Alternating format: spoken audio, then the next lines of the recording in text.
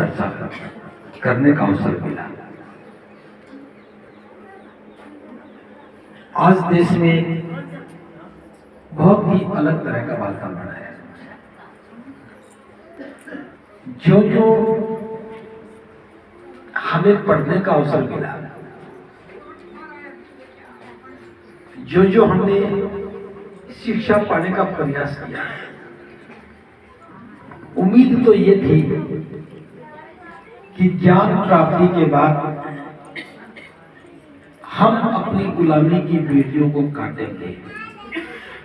जब हमें ज्ञान प्राप्त होगा तो जिन कारणों से हम दुखी हैं उन कारणों को खत्म करेंगे। उम्मीद इस बात की भी मन में थी कि जब हम पढ़ लिख करके आगे आएंगे तो अंधविश्वास से, आडंबर से, गलत परंपराओं से, कुरीतियों से हम मुक्त हो जाएंगे। हम स्वतंत्र होंगे, हमारे जीवन के दुख दूर होंगे और हम सुखी हो जाएंगे। लेकिन मेरी बात को थोड़ा ध्यान से समझना। क्या शिक्षा आने के बाद हमारी उम्मीदें पूरी हुई? जो हमारे मन में अंधविश्वास के कारण डर था, क्या वो खत्म हुआ? पहले हर चौराहे पर भूत प्रेत दिखते थे, क्या वो बंद हो गए? हर आदमी मरने के बाद स्वर्ग में जाएगा, नरक में जाएगा, चिंता में लगा रहता था।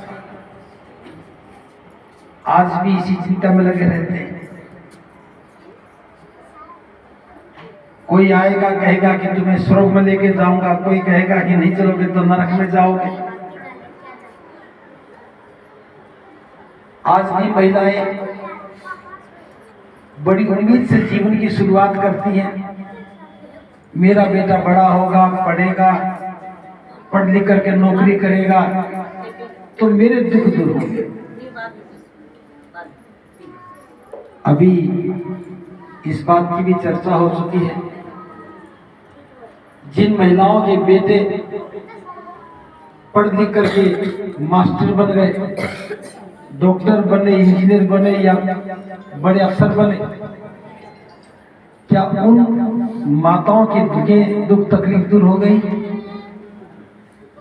उस ज्ञान का क्या करोगे जो बेटा पढ़ लिख कर बन तो बहुत कुछ गया और अपनी मां के मुंह के आगे से घूंघट भी नहीं हटा सका? आप में से कौन कौन पढ़े लिखे हैं? हाथ ऊपर करेंगे।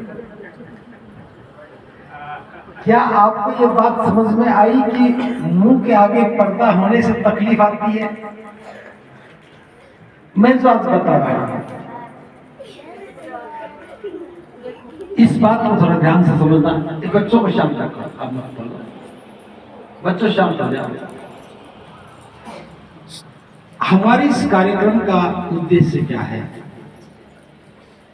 अभी भिक्खुनी धम्मविनय ने इन सब बातों का जिक्र किया है। मैं थोड़ा सा और आगे चल करके बता रहा हूं। दुनिया में बहुत सारे महापुरुष हुए, साधु संत हुए, वे सब के सब सुख देने की बात करते हैं, लेकिन सुख कहां देते हैं? मरने के बाद स्वर्ग में। वो सभी कहेंगे कि ये करो, वो करो, तुम्हारा नाम मैंने लिख दिया है, मरने के बाद स्वर्ग में जाओगे, सुख मिलेगा, नहीं मानोगे तो नरक में जाओगे, दुख मिलेगा। लेकिन दुनिया में एक महापुरुष ऐसे हैं जिनको हम सम्यक संबुद्ध कहते हैं। आपके सामने तस्वीर लगी है। इन्होंने भी कहा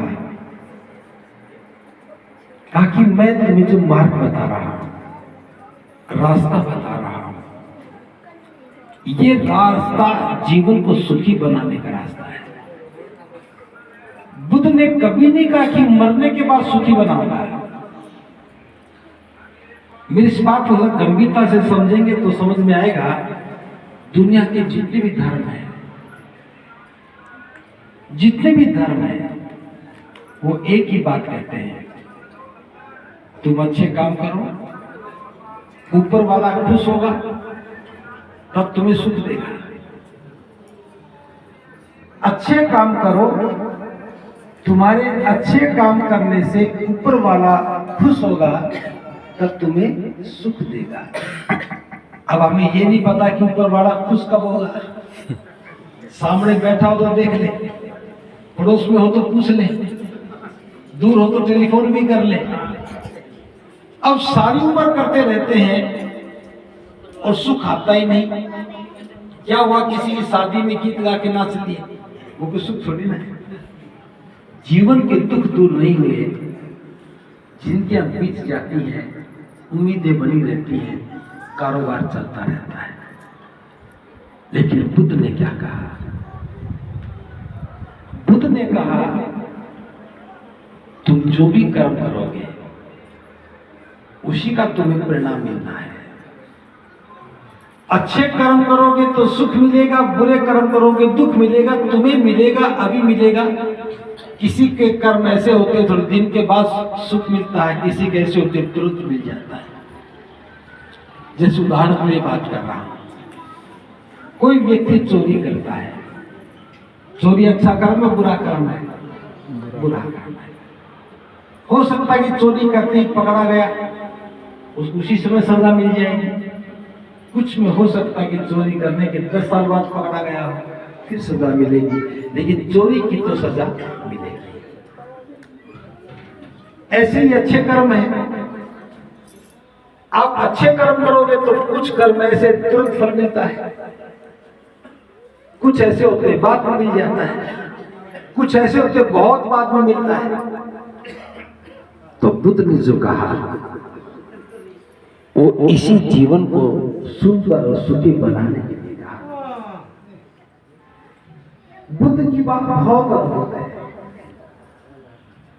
बताई नहीं गई, इसे हमें पता नहीं लगा। हर व्यक्ति जीवन में सुख पाना चाहता है, पाना चाहता है। हर कोई व्यक्ति सुखी रहने के लिए प्रयास कर रहा है, लेकिन सुख कहां है? आप किसी भी बाजार में जाते हो, क्या किसी ने कोई दुकान देखी है जहां सुख दिखता है? दुनिया के किसी भी बाजार में सुख नहीं दिखता। क्या आपने कोई खेत देखा जहां कोई सुख बोता हो, सुख काटता? आपके यहां तो नहरें भी हैं, क्या नहर के पानी में सुख आता है, सुख जाता है? बरसात में सुख आता हो, धूप में आता हो, तेज हवा में आता हो। सुख की कोई दुकान नहीं, सुख का कोई कारखाना नहीं, सुख का कोई स्रोत नहीं है, खेत खलिहान नहीं है। तो सुख कहां है? बुद्ध कहते हैं, जो व्यक्ति अपने जीवन में 5 बातों को मानता है उसे बुद्ध मापदंड कहते हैं। सुखी रहने के